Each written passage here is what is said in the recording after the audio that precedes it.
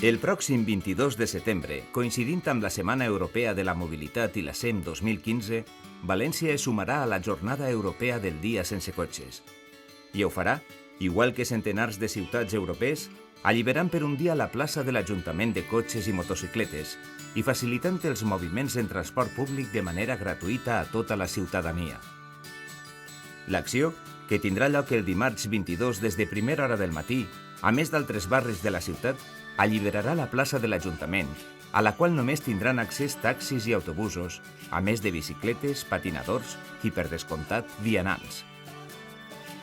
Això no impedirà que tot el veïnat de Ciutat Vella i l'entorn de la plaça tinga durant tota la jornada l'accés garantit als aparcaments públics i privats a través de diferents vies, encara que la circulació per les mateixes desembocarà exclusivament en pàrquings. El que caldrà tindre en compte el dimarts 22 si es necessita utilitzar la moto o el cotxe és que el centre no es podrà travessar d'un extrem a un altre amb eixos vehicles i per a envoltar-ho caldrà circular per qualsevol de les rondes de la ciutat.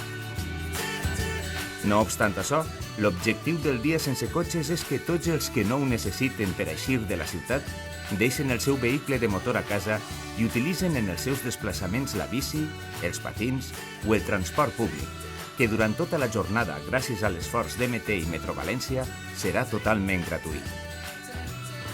D'esta manera, tota València se sumarà a una celebració que permetrà gaudir com mai fins ara dels carrers i comerços del centre de la ciutat. València camina cap al futur. Ajuntament de València. Àrea de mobilitat sostenible i espai públic.